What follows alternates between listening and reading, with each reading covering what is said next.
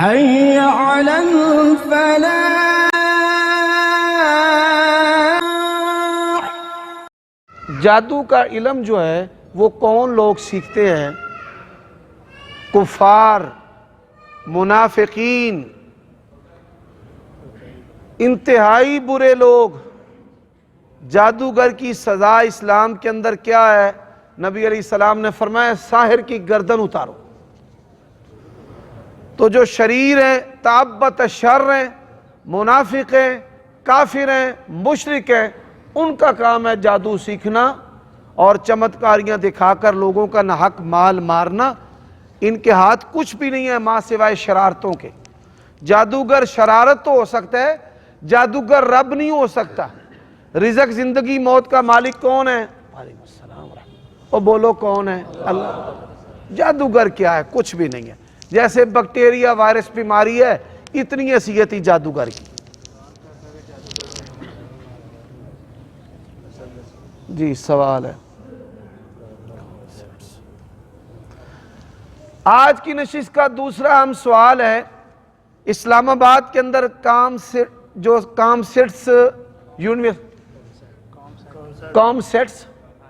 COMSATS ایڈے پیڑے پیڑے نا نے ساڑیاں زبانہ تے نہیں چڑھ دے۔ یہ جو یونیورسٹی ہے اس کے اندر جو پرچے کے اندر سوال ڈالا گیا ہے، ایک انگریز لڑکی اور لڑکا جو بھائی بہن تھے، انہوں نے چھٹیوں کے دوران باہم جنسی عمل کیا اور اس کے بعد وہ تاثرات لے رہے ہیں طالب علم کے، اسٹوڈنٹ کے۔ تو ایسا سوال ڈالنا اور اس پر تاثرات لینا، یہ جو تمام کردار ہیں ان کو اسلام آباد کے چونک کے اندر کرینوں کے اوپر پھندا دینا چاہیے، مخالف سمت سے ہاتھ پاؤں ان کے کاٹنے چاہیے، تاکہ کائنات کے لوگوں کو، دنیا کے لوگوں کو عبرت ہو جائے کہ ایسی حرکت جو ہے وہ ان رشتوں کے بارے میں نہیں کرنی۔ آپ نے جو ابھی آیت بتائی ہے وہ مجھے آتی ہے۔ کون سی؟ سلام علی نوح فی العالمین۔ ماشاء اللہ، بارک اللہ، بارک اللہ۔ بیٹھ جاؤ۔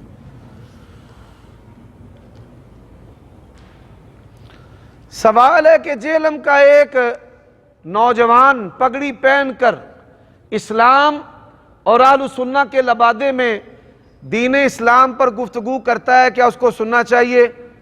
مرزا محمد علی جیلمی ما لہو وما علیہ اپنے تمام نظام تبلیغ اور دعوت جو اس کا مضمونہ ہے، گمراہ ہے اور گمراہ کرنے والا ہے اور اس کو سننا نہیں چاہیے۔ اس کی کوئی ایک تقریر بھی جھوٹ کے بغیر نہیں ہے۔ جناب ادھر میرے پاس ہے۔ السلام علیکم۔ جی جی سر جی، وہ مجھے دھکا دے اور یہ بتائیں کہ رات کو اگر ڈرے تو کیا کرنا چاہیے؟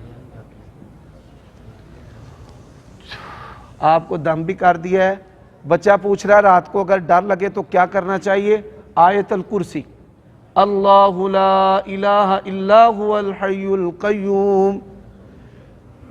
نبی علیہ السلام نے فرمایا آیت الکرسی پڑھنے سے اللہ تعالیٰ جو ہے وہ محافظ فرشتہ مقرر کر دیتا ہے اور شیطان دور ہو جاتا ہے۔ تین قل هو اللہ، قل اعوذ برب الفلق اور قل اعوذ برب الناس۔ اپنی ماں اور اپنے والد سے کہیں کہ آپ کو دم کریں، ٹھیک ہے؟ چلو۔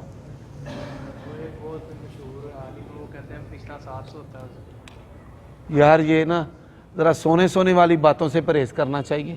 ایک سوال میرے ذہن میں، جی جی بسم اللہ الرحمن۔ آپ کیسے ہیں؟ معراج کا مہینہ چل رہا ہے، تو معراج میں نبی کریم صلی اللہ علیہ وسلم کی تمام انبیاء کرام سے نماز جسمانی طور پر جو امامت ہوئی ہے یا ملاقات جو ہے کس مقام پر ہوئی ہے؟ سوال ہے کہ یہ مہینہ جو ہے واقع معراج کے ساتھ منسوب کیا گیا ہے۔ دین اسلام کے اندر کوئی مہینہ اور کسی مہینے کی کوئی تاریخ شب معراج کے ساتھ خاص نہیں ہے۔ یہ یار مولویوں نے کہیں سے بنا لی ہے ما انزل اللہ بہا من سلطان، نہ اس دن کا روزہ ہے نہ رات کی عبادت ہے، عام راتوں کی طرح رات ہے۔ اب اگلی بات کہ یہ جو واقعہ ہے یہ حقیقت میں ہوا، اس کا خواب کے ساتھ کوئی تعلق نہیں ہے۔ اگر خواب سے ہو تو واقع معراج سے بڑھ کر خواب بھی اللہ کے نبی کو آئے، جیسے خواب میں نبی علیہ السلام نے اللہ تعالیٰ کو دیکھا ہے۔ تو اللہ تعالیٰ نے اس واقعہ کو قرآن مجید کے اندر دو جگہ پر بیان کیا ہے، ایک اسراء زمین سے زمین کا سفر، اور ایک زمین سے آسمان کا سفر۔ زمین سے زمین کا سفر سورۃ بنی اسرائیل میں ہے، سبحان الذی اسریٰ بعبدہ۔ اگر یہ خواب ہوتی تو لفظ سبحان کے ساتھ کلمہ تعجب کے ساتھ اس کو بیان کرنے کی ضرورت کیا تھی؟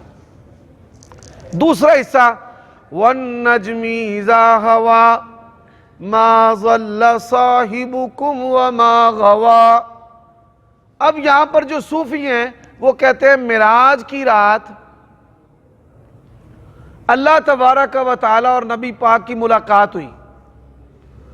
اچھا جی، اگر یہ ملاقات تک رہتے تو بعض لوگوں نے اس کی تائید کی ہے، لیکن یہ ملاقات سے آگے بڑھ کر اللہ اور نبی کو ایک ثابت کرنے کی کوشش کرتے ہیں، لیکن قرآن مجید ان کے اس نظریہ کے سامنے بہت بڑی رکاوٹ ہے۔ واقعہ اسراء زمینی جو سفر ہے، اللہ تعالیٰ نے جب اس کو بیان کیا ہے تو کیا کہا ہے؟ سبحان الذی اسریٰ بعبدہ، پاک ہے وہ ذات جس نے اپنے بندے کو سیر کرائی، اپنے آپ کو نہیں، اپنے وجود کو نہیں۔ اور جب معراج کا ذکر کیا ہے فرمایا فَأَوْحَىٰ إِلَىٰ عَبْدِهِ مَا أَوْحَىٰ۔ تو سورۃ النجم اور سورۃ بنی اسرائیل اس کو پڑھیں، ملاقات والی بات تو سمجھ میں آتی ہے لیکن دیکھنے والی بات سمجھ میں نہیں آتی۔ سید عائشہ ام المؤمنین بیان کرتی ہیں، جو شخص یہ کہتا ہے نا کہ نبی علیہ السلام نے اللہ تعالیٰ کو دیکھا ہے وہ جھوٹ بولتا ہے، بلکہ بڑا جھوٹا ہے۔ لا تدرک الابصار، کوئی آنکھ بھی اللہ کو دیکھ نہیں سکتی، وَهُوَ يُدْرِكُ الْأَبْصَارَ، سب کو دیکھنے والا کون ہے؟ اللہ۔ صاحب ایک بھائی کی نا کال آئی ہے، کہہ رہا تھا کہ میرا مسئلہ ہے کہ میں نے میری اور میاں بیوی کے آپس میں ہمارا جھگڑا ہوا ہے، ٹھیک ہے، تو جھگڑے میں اس نے میرا لیپ ٹاپ پھینک دیا ہے۔ اے پڑھائی اے میرا پترا صاحب چنگا کیتا سو، لیپ ٹاپ پھینک دیا، اس کے بعد آف دی ریکارڈ میں اگر تم مجھ سے اتنا تنگ ہو تو مجھے طلاق دے دو، تو میں نے اس کو کہا ٹھیک ہے دے دوں گا۔ کیا ایسے طلاق ہو گئی ہے؟ سوال ہے میاں بیوی میں جھگڑا ہوا، بیوی نے لیپ ٹاپ زمین پر دے مارا، او پہ آئی، ٹوٹ گیا لیپ ٹاپ۔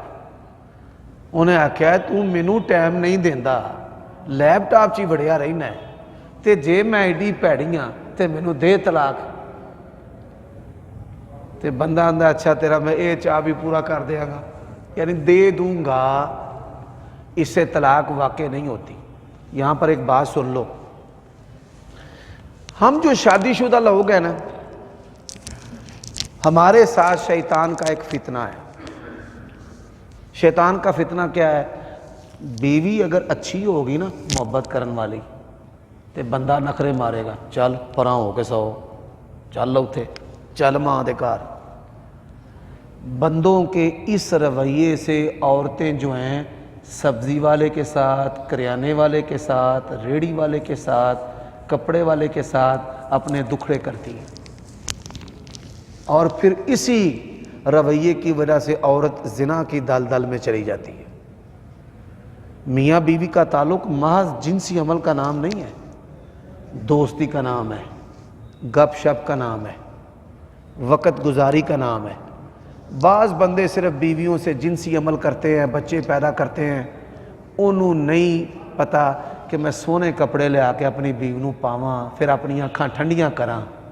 ہس دے ہو، قرآن دی آیت یار، ربنا حب لنا من ازواجنا وذریاتنا قرۃ اعین، اللہ میں ہماری بیویوں سے آنکھوں کی ٹھنڈک عطا فرما۔ اچھا یار گل پوری کر لین دو، بڑی خطرے والی گل جے۔ آپ صاحب وہ کہہ رہے تھے کہ او کھلو جا، او دے دوں گا دے نال طلاق نہیں ہوندی ہوئے، وہ کہہ رہی تم نے بعد میں کہہ کے دے دی ہے۔ عورت دی گل دا کوئی اعتبار نہیں، بندے دی گل دا اعتبار ہونا ہے۔ اگر لڑائی پہ جائے تو بندہ قسم چک جائے تو وہ دی قسم دا اعتبار ہوئے گا۔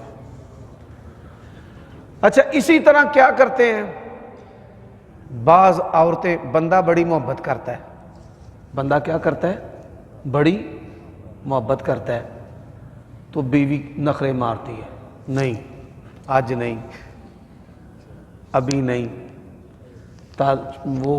وہ بہانے کرتی ہیں۔ پھر کیا ہوتا ہے بندہ باہر نکلتا ہے، گوانڈن محلے میں کوئی عورت اس سے میٹھی میٹھی باتیں کرتی ہے، وہ بیچارہ عورت کی تلخی سے، اس کے برے رویے سے زنا کا شکار ہو جاتا ہے۔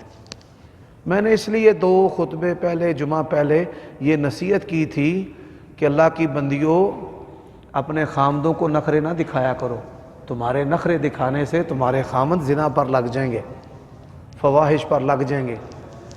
شادی تو ہوتی ہے پاک دامنی کے لیے، اب کئی لوگ شیطان شادی کے بعد ان کو خسروں کے پیچھے لگا دیتا ہے، ٹرانسجینڈر لڑکوں کے پیچھے، عورتوں کے پیچھے، تو یہ بھی شیطان کا ایک بڑا حملہ ہے۔ جو جمعہ میں نے شہوت کے موضوع پر پڑھایا تھا اس کے اندر میں نے یہ چیز تھوڑی سی نمایاں کی تھی۔ تو بیویوں کو خامدوں کے قریب رہنا چاہیے، اور خامدوں کو کن کے قریب رہنا چاہیے؟ بیویوں کو، یہ بات یاد رکھیں۔ سوال ہے اپلیکیشن جو 360 اس کو ڈیلیٹ کرنا چاہیے، میں اس کے حق میں نہیں ہوں۔ اگر اس پر کچھ غلط ہے تو اس کے فاؤنڈر کو، مالک کو آپ موٹیویٹ کریں، نہ کہ آپ ایسی جو اپلیکیشنز ہیں ان کو نقصان پہنچائیں۔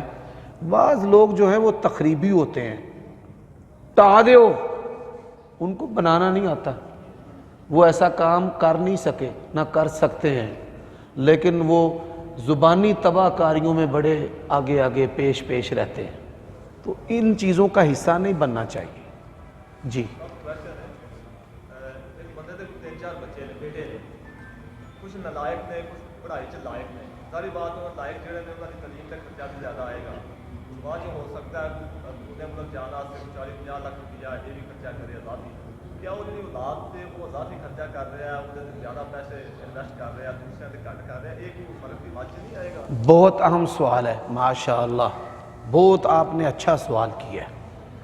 سوال ہے ایک شخص کے 3-4 بیٹے ہیں، اب اللہ تعالیٰ کی طرف سے عطا صلاحیتیں ہیں کہ بعض بچے اچھا پڑھتے ہیں اور بعض بچے نہیں پڑھتے۔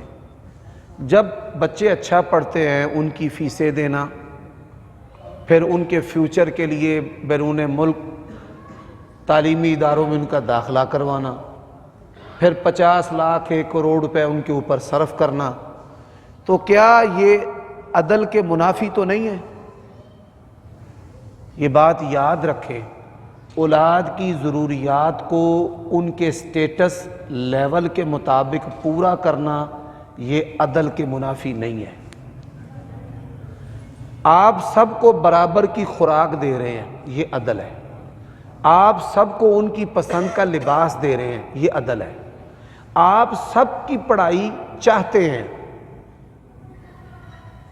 اور ان کی ضروریات کو پورا کرنا چاہتے ہیں، اب جو اس قابل نہیں تو یہ بات عدل کے منافی نہیں ہے، یہ بات عدل کے منافی نہیں ہے۔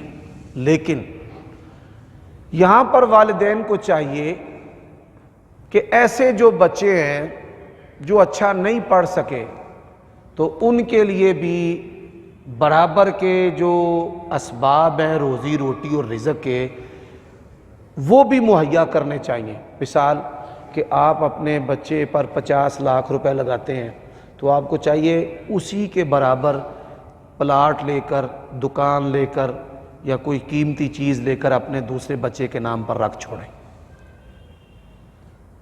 ہوتا پھر کیا ہے، جب بچے بڑے ہو جاتے ہیں، شادیاں ہو جاتی ہیں، ٹیوشنیں پڑھانے والی میڈمیں آ جاتی ہیں، وہ پھر پوائنٹ سکورنگ کر دیا نے، تیرے پیو نے تینوں دتا کی، انہوں تے 50 لاکھ لاتے، تیرے واسطے پھر کی انہیں کیتا ادوں۔ بندہ جو ہے نا یہ لوری سن سن کر پھر اپنے ماں باپ کے خلاف ہو جاتا ہے، شیطان پھر اس کو تھپکیاں دیتا ہے، وہ یورو ڈالر پہ کماندا ہے، انہیں پہلی بھی لے لئیے تو تو ایتھے ایک ٹائم دی روٹی نہیں پکا سکتا۔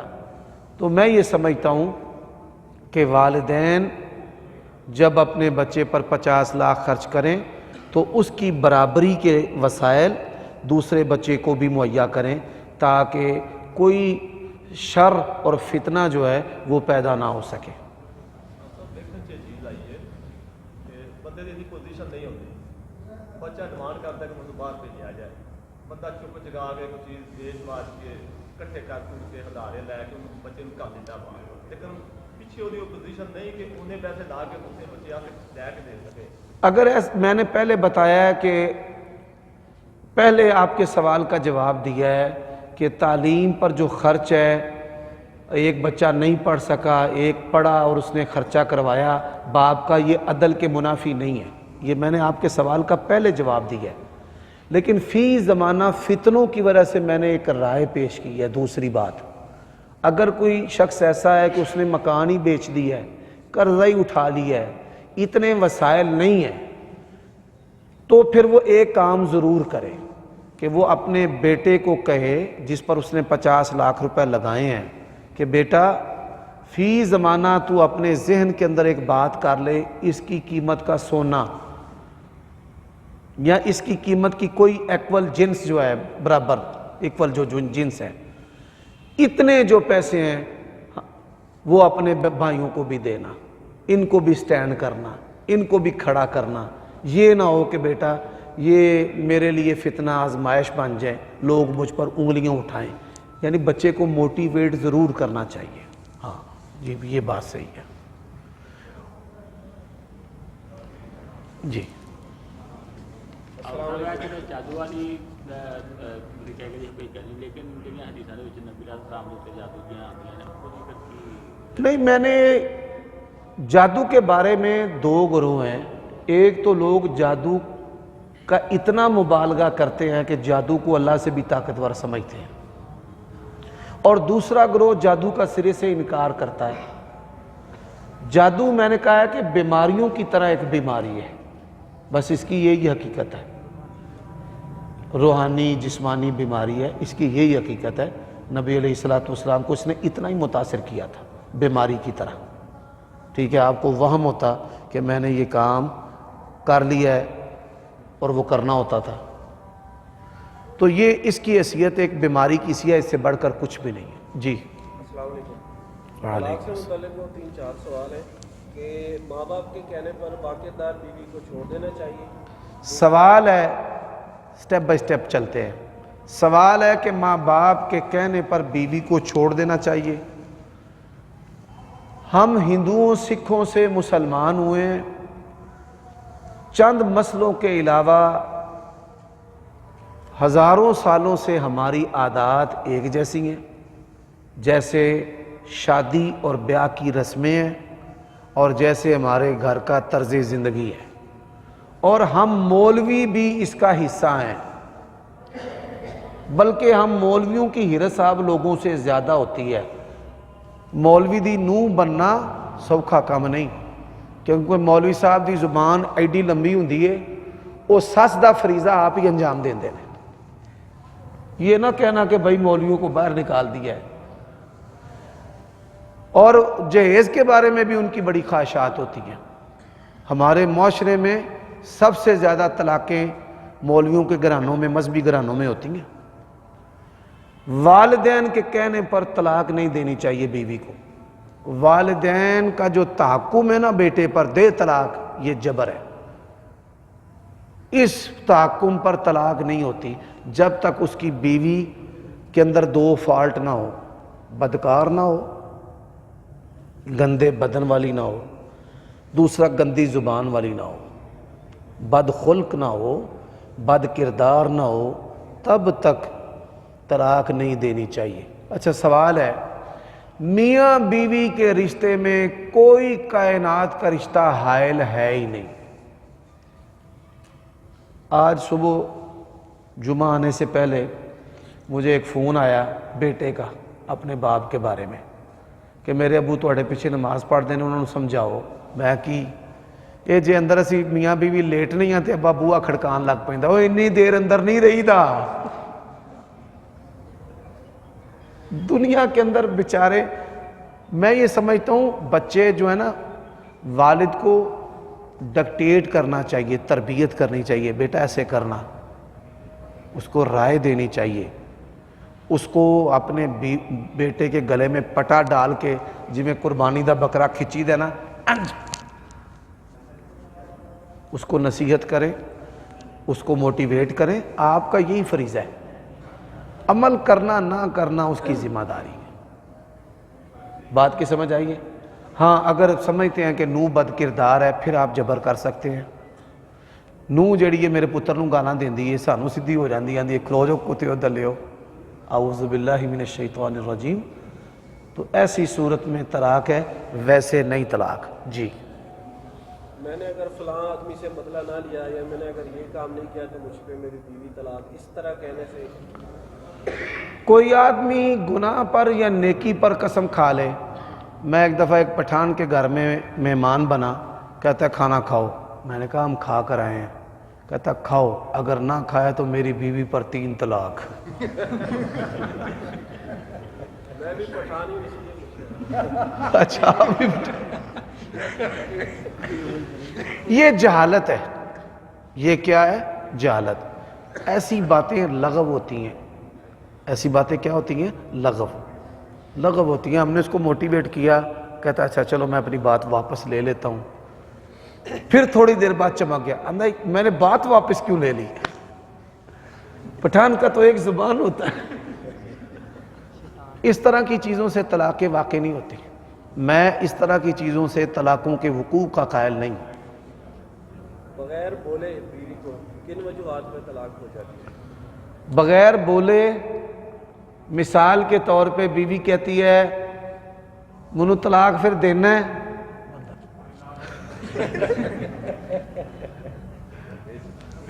بندہ دیکھیں نا، بات یہ ہے اس بات میں جو سر ہلانا ہے، یا بندہ عورت کہتی ہے میں پھر فارغ ہوں منو طلاق ہی،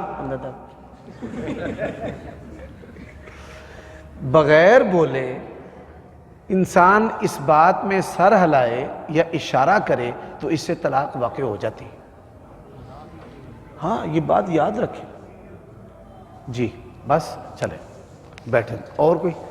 جی لکھ کے اگر دیتے ہیں تو وہ زبردستی اگر کوئی بندہ کسی سے لکھواتا ہے، اب وہ بیوی کو تو نہیں پتا کہ یہ اس بندے نے خود جبرن دی ہے مجھے طلاق۔ عورت کو طلاق ملی تحریری طور پر تو وہ اپنے خامد سے پوچھ لے تیری رضا شامل ہے یا جبری ہے، تو وہ کہتا ہے برادری نے لکھوائی ہے، پنچایت نے لکھوائی ہے، ماں باپ نے لکھوائی ہے، یا بڑا بھائی تھا ساتھ، نہیں ہوگی، طلاق واقع نہیں ہوتی، جبری طلاق نہیں ہوتی۔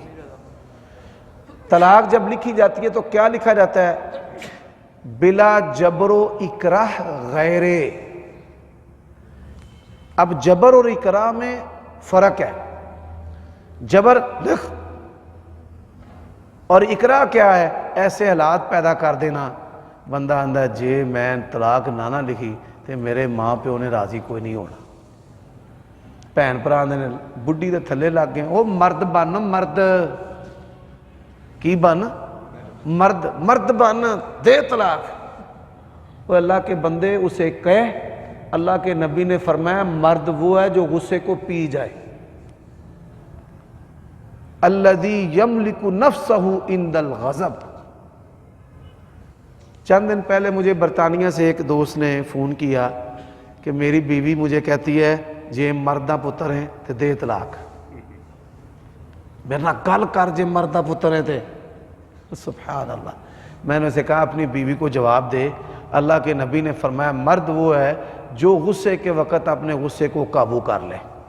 مردانگی غصے کا اظہار نہیں ہے، مردانگی کیا ہے؟ غصے کو پی جانا. یہ بتایا کس نے؟ رسول کریم صلی اللہ علیہ وآلہ وسلم. جی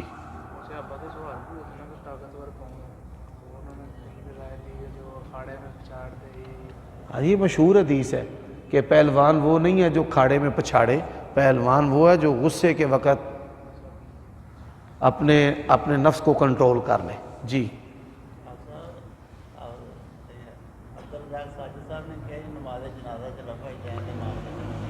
مولانا عبد الرزاق ساجد حفظہ اللہ تبارک و تعالی مسلک اہل حدیث کے بلند پایا خطیب ہیں، ادیب ہیں، خطیب ہیں، پروفیسر ہیں، بڑی شان والے ہیں. ان کے والد صاحب فوت ہوئے، اللہ تعالیٰ ان کی بخشش کرے، مغفرت کرے، درجات بلند کرے. لیکن نماز جنازہ پر ان کا یہ کہنا کہ نماز جنازہ میں رفع الیدین ثابت نہیں ہے، یہ مسئلہ ان کا بیان کردہ یا سمجھا ہوا غلط ہے.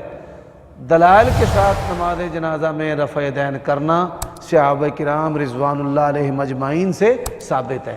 اور صحابی جب کوئی بات عبادات میں کہتا یا کرتا ہے تو لا محالہ وہ رسول کریم صلی اللہ علیہ وسلم کی بات ہوتی ہے.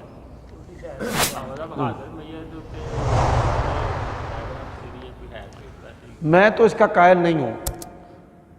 یہ جتنا جہر میں نے کیا ہے نا، اتنا جہر سوال ہے کہ غائبانہ نماز جنازہ اور حاضرانہ نماز جنازہ یہ دونوں جہری اور سری قائل ہیں.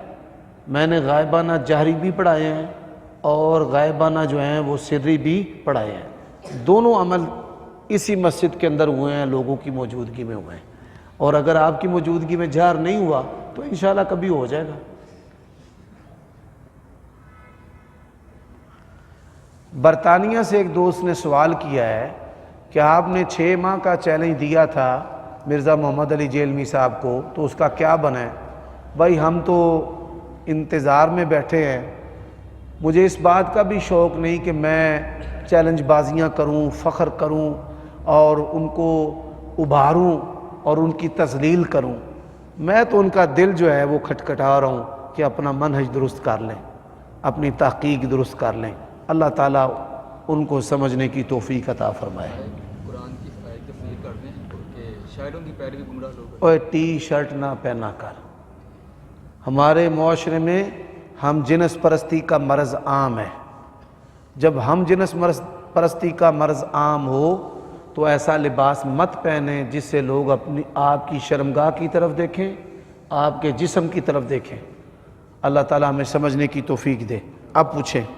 شاعروں کی پیروی گمراہ لوگ کرتے ہیں، اس کی تفسیر کر دیں. شاعری کی کیا حقیقت؟ یار یہ جو شاعری ہوتی ہے نا، وطن پرستی، ملی نغمے، قوم پرستی، ہم پٹھان، ہم خان، ہم پاکستان، اسی طرح محبت کی شاعری، تیری سادگی میں اتنا حسن ہے، یہ پیپ ہے، کچرا ہے. یہ بڑے بڑے لوگوں کے دماغ جو ہے وہ خراب کر دیتی ہے، تباہی پھیر کے رکھ دیتی ہے. اللہ تعالیٰ سمجھنے کی توفیق دے. شاعری ادب والی، اخلاق والی، ایمان والی، قرآن والی، نبی علیہ السلام کی سیرت والی، صحابہ کی عظمت والی، ماں کے حقوق اور ادب والی، باپ کے ادب اور حقوق والی جو شاعری ہے، ایسے اشعار، نغمے، میوزک کے بغیر سننا جن سے باپ کی عزت پیدا ہو، جذبہ پیدا ہو ماں باپ کے بارے میں، بچوں اور اولاد کے بارے میں. علامہ اقبال کی جو شاعری ہے انہوں نے جو کی ہے اس میں علامہ اقبال رحمہ اللہ کی جو شاعری ہے وہ بڑی تعمیری شاعری ہے، قوم و ملت کے لیے، اسلام کے لیے. تو اس کے اندر پیغام ہے دلیری کا، جرت کا، حق گوئی کا، ڈٹ جانے کا. پھر وہ بڑی بڑی اچھی تمثیلیں اور تشبیہیں ہیں شاہین کے ساتھ. پرواز ہے دونوں کی اسی جہاں میں، ٹھیک ہے. اسی طرح تو شہی ہے بسیرا کر پہاڑوں کی چٹانوں پر. اس طرح تو یہ جو چیز جی جی بالکل اسی طرح، جی اسی طرح جی صحیح ہے. ماشاء اللہ. سوال ہے آپ سے یہ پوچھنا ہے کہ صحیح مسلم میں 12 خلفاء والی جو حدیث ہے وہ نبی کریم صلی اللہ علیہ وسلم کے بعد مسلسل 12 خلفاء ہیں یا قیامت تک کی بات ہے حدیث میں؟ اس میں محدثین کی جو رائے ہے وہ مختلف ہے۔ بعض نے تسلسل سے 12 خلفاء مراد لیے ہیں، جن میں یزید بھی اور عبد المالک بن مروان بھی، اموی جو خلفاء اور امراء ہیں، اور بعض نے اس میں محمد بن عبداللہ المہدی ان کو بھی شامل کیا ہے۔ تو یہ اس اجمال کی تفصیل ہے جو شارحین نے حدیث میں بیان کی ہے۔ اس میں غلبہ دین کی بشارت ہے، اس میں کسی خلیفہ کی فضیلت موجود نہیں ہے کہ آپ اس حدیث کو بیان کر کے یزید کے بارے میں یا اس کے بعد جو جبری حکومت کرنے والے یا ظالم بادشاہ گزرے ہیں ان کی جو ہے وہ جے کار کرنا شروع کر دیں۔ ایک آدمی نے قصور سے سوال کیا ہے، اس نے اپنی بیوی سے زیور لے کر کاروبار کے سلسلے میں بیچا، کاروبار بھی نہیں چلا، اب میرے پاس زیور واپس کرنے کی گنجائش نہیں، اب مجھ پر کیا حکم ہے؟ زیور لازمی واپس کرنا ہے یا نہیں؟ زیور جو ہے وہ آپ کی بیوی کی ملکیت ہے، بیوی کے مال میں سے اس کے والدین بھی وارث ہوتے ہیں اور اس کی اولاد بھی وارث ہوتی ہے۔ جب انسان کے ورثاء ہوں تو انسان اپنا کل مال کسی کو معاف نہیں کر سکتا، یہ بات یاد رکھ لیں۔ آپ جو ہیں وہ اپنی بیوی کا زیور لوٹائیں۔ کہہ رہا ہمت بھی نہیں ہے، میں دے نہیں سکتا۔ ایک کٹاوے جڑے نے کٹاوے یہ بڈیاں دے زیور بیچتے ہیں، ہمت پیدا کرے نا، محنت کرے۔ ایسے ہی جو وراثت کے معاملات معاف کر دیتے ہیں، ان کی اولادیں بھی زندہ ہوتی ہیں۔ یہ گھروں میں جو فتنے اور لڑائیاں ہیں ان میں سے ایک سبب یہ بھی ہے کہ ان گھروں میں سے حق والوں کو حق نہیں دیا جاتا۔ عورت اپنا حق مہر معاف نہیں کر سکتی بھائی، عورت کے مال میں سے اس کے والدین وارث ہیں، وَلِكُلِّ وَاحِدٍ مِّنْهُمَا السُّدُسُ، تو وہ کیسے معاف کر سکتی ہے؟ کوئی مرد و عورت اپنے مال میں سے 1/3 جو ہے وہ کسی کو دے سکتا ہے یا معاف کر سکتا ہے، کل مال معاف کرنے کا تصور اسلام کے اندر نہیں ہے۔ ایسے کچھ علماء کہتے ہیں انہوں نے معاف کیتا ہے، اپنی اولاد کا حق کھاتا ہے۔ وراثت یہ جو خطیب ہیں، خطیبوں کو حلال و حرام کے مسئلے پر خود جو ہے وہ زبان نہیں کھولنی چاہیے، ان کو کبار علماء کی طرف مراجعت کرنی چاہیے یا مفتیوں کے فتوے جو ہیں ان کا پرچار کرنا چاہیے، خود مفتی بن کر فتوے نہیں دینے چاہیے۔ دیکھیں جی، بیوی ہمارے معاشرے میں کئی مثالیں ایسی ہیں، عورتیں خامدوں سے زیادہ مالدار ہوتی ہیں، کئی مثالیں ایسی ہیں۔ تو آپ نے کہا تھا کہ جائز کام کے لیے تین ٹکڑے۔ اب میرے پاس ایک وراثت کا مسئلہ آیا ہے، باپ فوت ہوا ہے، ترکے کے اندر مکان چھوڑا ہے، وہ قرضے میں چلا گیا، ماں فوت ہوئی ہے، 40 تولے سونا ہے۔ کتنے؟ 40 تولے۔ اب وہ ورثاء کے اندر تقسیم ہوگا۔ جی بھائی، آپ نے کہا تھا جائز کام کے لیے تین ٹکڑے کرنا جائز ہے، تو 9-10 محرم کو کھانے پکاتے ہیں، قبرستان جاتے ہیں ایک دن۔ بھائی 9-10 محرم کا جو عمل ہے جو نبی علیہ السلام سے ثابت ہے وہ تو روزہ، اس کے علاوہ قبرستان جانا کہتے ہیں کام تو جائز نہیں ہے۔ عمل جائز ہے۔ اب جائز عمل کے لیے خاص دن میں کیوں اختیار کرتے ہیں؟ 9-10 کا دن خاص ہے،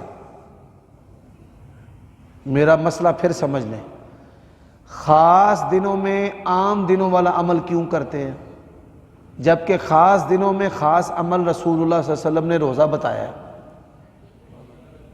اگر ایک آدمی اس کی روٹین ہے، بات سمجھ لیں، محرم کا جو روزہ ہے 9-10 کا جمعے کو آ جاتا ہے، اب جمعے کے روزے کی ممانت ہے، تو یہاں پر تاریخ کا اعتبار ہے، دن کا اعتبار نہیں، ٹھیک ہے۔ اسی طرح ایک آدمی اس کی روٹین ہے کہ اتوار کو چھٹی ہوتی ہے اور وہ قبرستان میں جاتا ہے، تو اتوار کا دن 9 محرم یا 10 کو آ گیا تو روٹین سے جا رہا جائے، لیکن ایک آدمی سارا سال نہیں جاتا، 9-10 کو اس کو قبریں یاد آ جاتی ہیں، سمجھ آئیے بات کی؟ جی سب قبروں کی حالت والے درخت وغیرہ یا پودے وغیرہ لگانا، بطور علامت کے قبر پر کوئی پودا وغیرہ لگانا درست اور جائز ہے۔ تختی بھی لگا سکتے ہیں۔ تختی جو ہے، ایک بات سمجھ لیں، نبی علیہ السلام نے قبروں کے اوپر لکھنے سے منع کیا ہے۔ اچھا، تختی علامت کے طور پر تو لگائی جا سکتی ہے، پھر معاملہ یہاں پر نہیں رہتا، لوگ قبروں کے اوپر لکھنا شروع کر دیتے ہیں، پھر پتھر لگواتے ہیں، پھر اس کے اوپر آیت الکرسی لکھواتے ہیں، پھر اس کے اوپر اشعار لکھواتے ہیں، پھر اس کے اوپر لکھتے ہیں آخری آرام گاہ۔ بھئی تجھ پر وہی آئی ہے کہ یہ آرام گاہ ہے آخری؟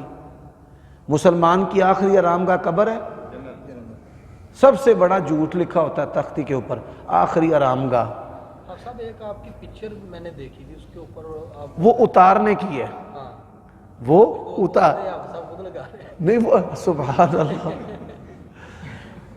ایک نقطے نے مجھے محرم سے مجرم بنا دیا، ہم دعا لکھتے رہے وہ دغا پڑھتے رہے۔ وہ قبر پر میں تختی کو ایسے کھینچ رہا ہوں، تھوڑا وضاحت ہو اس لیے میں کھینچ رہا ہوں، ہمارے ایک رشتہ دار نے کئی قبروں پر تختیاں لگوا دی، ان میں میرے والد صاحب کی قبر بھی تھی۔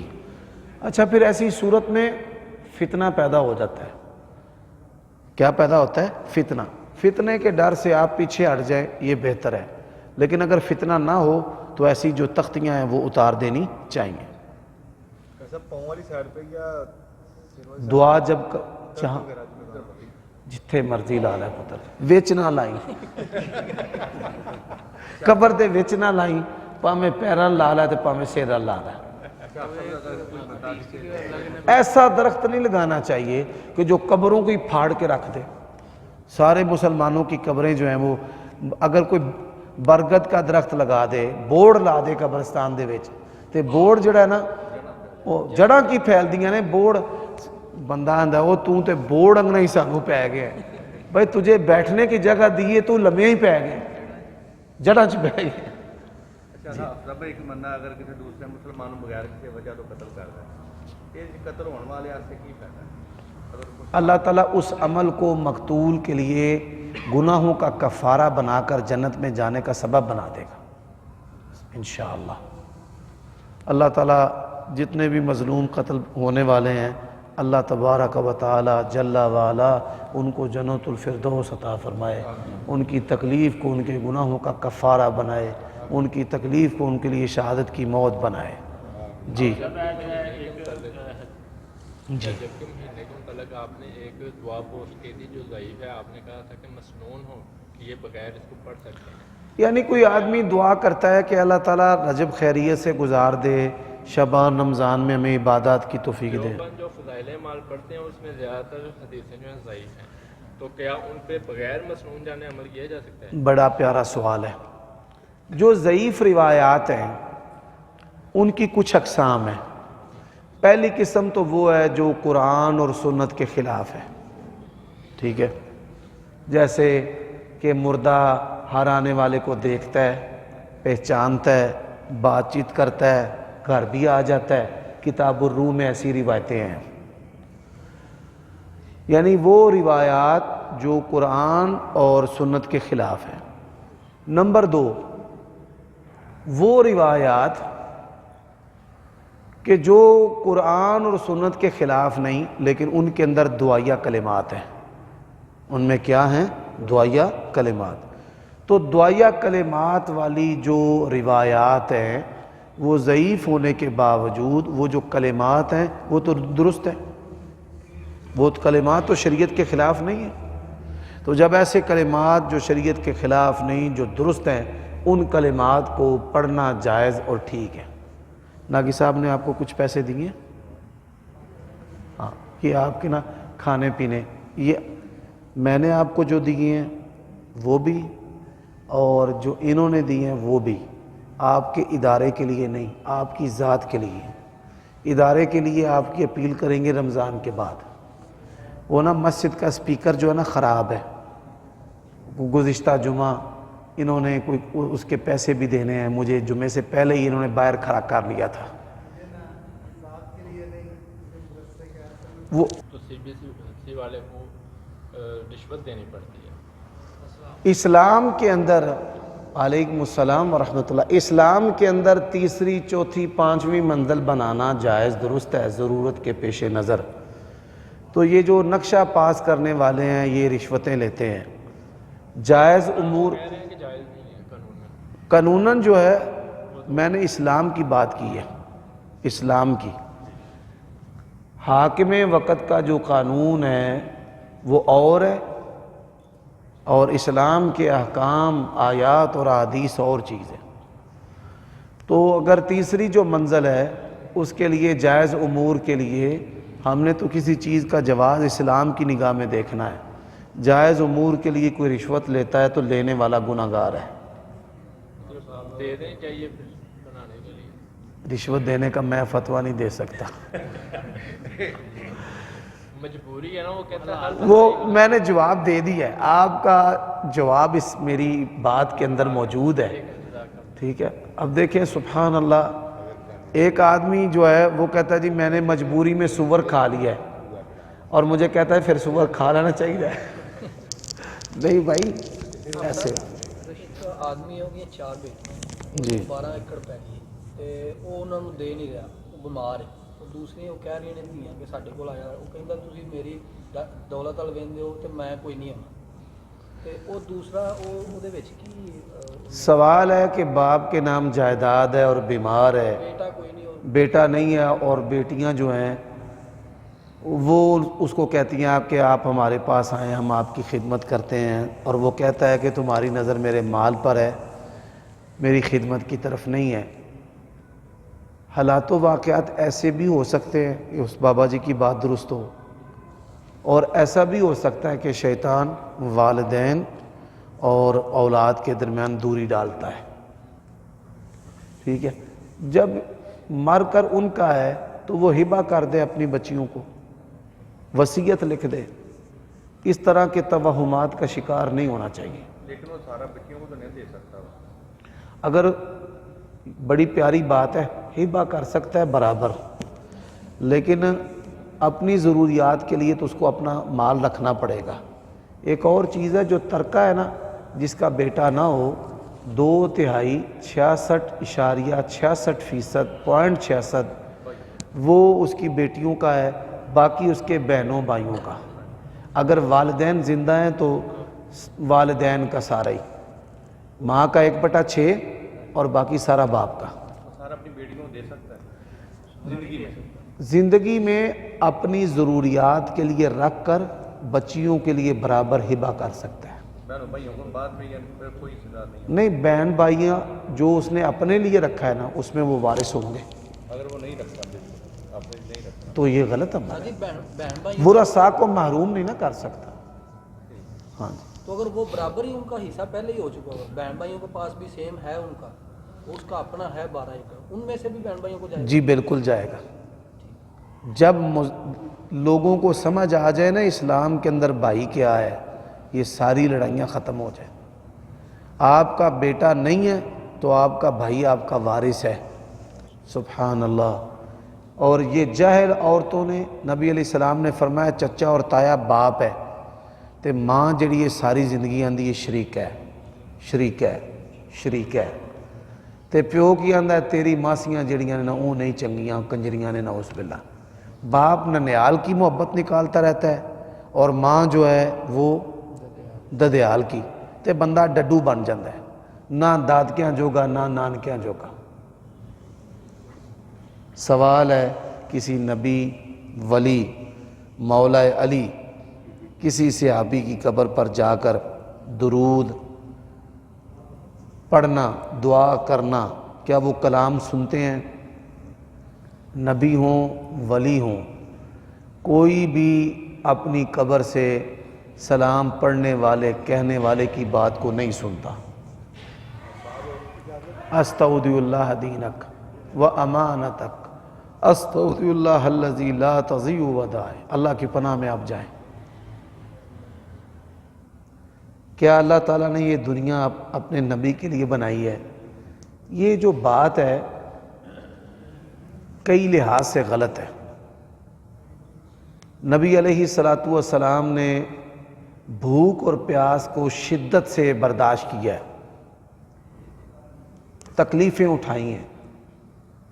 اگر یہ دنیا پیارے نبی علیہ الصلوۃ والسلام کے لیے بنائی گئی ہے تو ان تکلیفوں کا، ان تنگیوں کا، آپ کے زخمی ہونے کا، آپ کے بچوں کے فوت ہونے کا، آپ کی کئی بیویوں کے بے اولاد ہونے کا، اور جو بے اولاد ہے نا، سمجھ جاؤ اولاد کس کے پاس ہے، نبی علیہ السلام کی کئی بیویاں بے اولاد ہیں۔